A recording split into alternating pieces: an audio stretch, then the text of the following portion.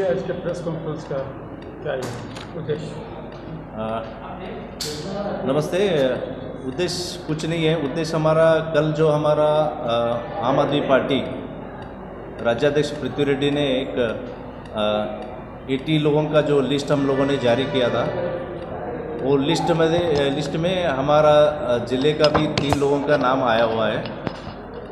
तो कल जो 80 लोगों का लिस्ट जो जारी किया गया था, उसमें बहुतेक हम लोगों ने एक विद्यावंत, एक वयस्कर लोगों को ज़्यादातर हम लोगों ने प्रेफरेंस दिया गया है उसमें। तो 80 जो लिस्ट है उसमें से हम लोगों ने 7 औरतों को, महिलाओं को दिया गया है और 16 मास्टर डिग्री होल्डर्स है उसमें और 47 ग्रेजुएट्स है। 47 ग्रेजुएट्स में 18 इंजीनियरिंग ग्रेजुएट्स है और 6 MBA ग्रेजुएट्स है। तो 13 एडवोकेट्स है उसमें और 3 डॉक्टर्स है, तो 4 IT प्रोफेशनल है। तो हम लोगों ने जो हमारा स्टेट और सेंट्रल टीम ने, जो सिलेक्शन कमेटी ने जो किया है, बहुतेक हम लोगों ने 45 to 50 एज के अंदर के लोगों को और विद्यावंत लोगों को हम लोगों ने लिस्ट में जारी किया है नाम। और उसमें बेलगाम डिस्ट्रिक्ट में 3 असेंबली का कैंडिडेट का हमारा जारी किया गया है। उसमें से पहला जो अतनी क्षेत्र में संपत कुमार शेट्टी जो ग्रेजुएट और एडवोकेट है और यंग है, तो उनका भी नाम फर्स्ट लिस्ट में आया गया है।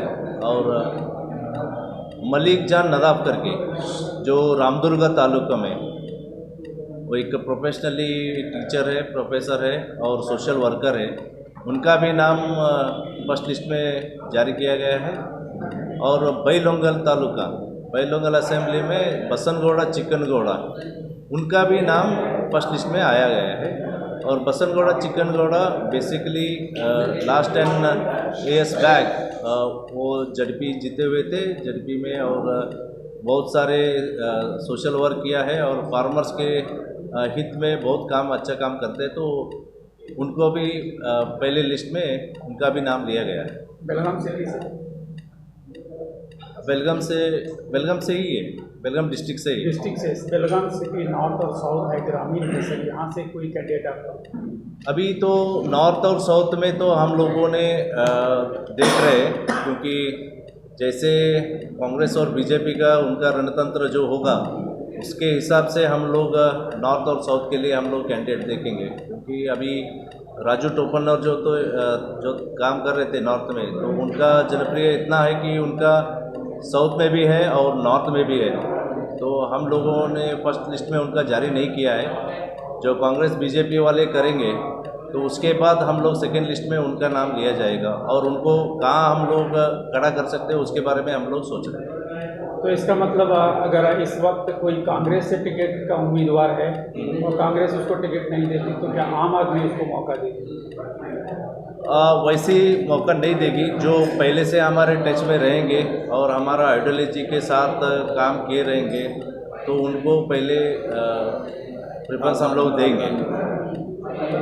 जितने अभी आपने लिस्ट जारी किया है वो सभी आम आदमी पार्टी से पहले से जुड़ कर के, या उसमें नए लोगों को भी आपने टिकट दिया है? पहले से जुड़ के बहुत साल से आम आदमी पार्टी में काम किए हुए लोग भी हैं और नए बोले तो एक 7-8 महीने से भी हमारा आम आदमी पार्टी का और असेंबली में काम किए हुए लोगों को ही पहले लिस्ट में उनको अनाउंस किया गया। तो यहाँ पर राजू टोपन्नर को देने के चांसेस ज़्यादा है? चांसेस तो बहुत है, मगर मैं पहले बोला हूँ, उनका जनप्रियता साउथ में भी है और नॉर्थ में भी है। तो इसके बारे में हमारा सेंट्रल टीम और स्टेट टीम सोचेगी कहाँ पर इनको रुकाना है। तो एक सवाल ये भी है कि भास्कर राव जो आम आदमी पार्टी के एक बहुत बड़े नेता के तौर पर देखे जा रहे थे, आपकी आइडियोलॉजी और बीजेपी की आइडियोलॉजी से बहुत ज़्यादा फ़र्क है। आपने डेवलपमेंट के नाम पर काम किया है, दिल्ली मॉडल आपके सामने है। इन तमाम बातों को इस पूरी आइडियोलॉजी के साथ एक फुल फ्लेज में आम आदमी पार्टी से जुड़कर भास्कर राव इस पार्टी से जुड़े हुए थे, तो फिर अचानक बीजेपी में जाने का क्या? अभी वो बीजेपी ज्वाइन हुए, आम आदमी पार्टी छोड़ गए, तो उसका उनको ही मालूम क्यों उनका क्या वैसे वजह हुई, क्या वो सडनली वैसे छोड़ के गए। मुझे नहीं लगता कि पार्टी में तो अच्छा काम कर रहे थे और पार्टी में अच्छे पोजीशन में भी थे, तो सडनली वैसा डिसीजन क्यों लिए वो हमको भी मालूम नहीं है। आम आदमी कोई आमतौर पर कोई कॉमन मैन जाता है तो कोई बड़ी बात नहीं है सर। भास्कर राव जैसे एक बड़े आदमी का अचानक से इस आइडियोलॉजी से छोड़कर बीजेपी वाली आइडियोलॉजी, जहां कल तक आप बैठकर बीजेपी के कंडम किया करते थे उनके हर स्टेटमेंट पर, उनके कामों को लेकर, आज वो पार्टी आपको अच्छी लगती है, आम आदमी पार्टी का आप छोड़ देते हैं, तो यहाँ कोई नाराज़गी तो थी? यहाँ पर नाराज़गी तो नहीं है। मुझे लगता है और आपको भी मालूम है, ये 70-60 बरस से जो पार्टी है, ये अच्छे लोगों को कैसा मरोड़ के कैसा उनको अपने पार्टी में शामिल करना और हाँ कैसा उनको दबाव में उनको ये करना, तो आपको भी मालूम है।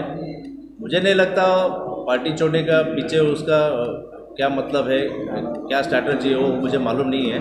कुछ हुआ रहेगा इसलिए वो पार्टी छोड़ के दबाव में भी गए रहेंगे शायद।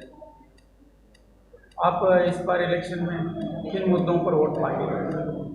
हम लोग तो भ्रष्टाचार के विरुद्ध में, ये जो कमीशन विरुद्ध में और जो स्मार्ट सिटी के विरुद्ध में, जो स्कूल और कॉलेज और हेल्थ सेक्टर में जो पीछे पड़े हैं, लोकल बेसिक लोकल इशू पे हम लोग ज़्यादातर ये करेंगे, उसके मुद्दे पे हम लोग इलेक्शन लड़ेंगे।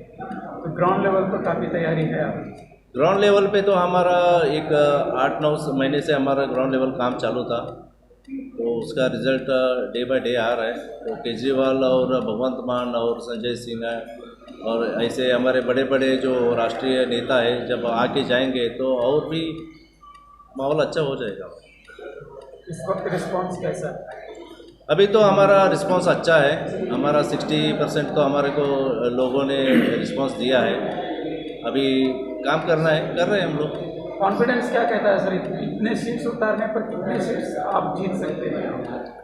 वो तो इलेक्शन के बाद ही मालूम होगा, क्योंकि हमारा तो काम है, हम लोग तो बेसिकली पॉलिटिकली इसमें आए हुए लोग नहीं है। हम लोग पॉलिटिक्स चेंज करने आए हैं। हम लोगों में पीछे कोई बैकग्राउंड ऐसा नहीं है कि हम लोग पॉलिटिकल बैकग्राउंड से आए हुए लोग हैं। हमको पॉलिटिक्स में कैसा स्ट्रैटेजी करना, क्या करना, हम लोगों को उतना मालूम नहीं है। मगर हमको इतना मालूम है कि हम लोगों को क्या सर्विस देना है और कैसा काम करके लेना है, वो उतना हमको मालूम है। आमतौर पर यह कहा जाता है कि आप के जो अचानक से जो आप आखिरी वक्त में जो मैदान में आते हैं तो बहुत कम वोट आपके हिस्से में आते हैं, लेकिन वो कम वोट कहीं ना कहीं कांग्रेस को नुकसान करती है, फिर एक बार बीजेपी को सत्ता में लाने के लिए फायदा पहुंचाने का काम करती है। नहीं, ये तो गलत बात है, क्योंकि आपने देखा होगा पंजाब में भी देखा है, तो गुजरात में भी देखा है, वहाँ पर तो पूरा सत्ता बीजेपी का था, तो वहाँ पर हम लोगों ने 5 सीट लिए हैं। तो ये कहना गलत होगा कि हम लोग कांग्रेस के वोट ले रहे हैं। नहीं, हम लोग तो कांग्रेस के भी और बीजेपी का वोट ले रहे हैं। हम लोग एक जो पॉलिटिकल सिस्टम चेंज करने वाले सोचते हैं, उन लोगों के लिए हमारा पार्टी खड़ी है। तो वो वोट शेयर हमको 15 to 20% हमको वोट शेयर मिल रहा है। तो इस बार कैंपेनिंग के लिए केजरीवाल भी आएगी? 100% आएंगे। आपका नाम? मेरा नाम शंकर हेगड़े है, बेलगाम डिस्ट्रिक्ट प्रेसिडेंट। Thank you.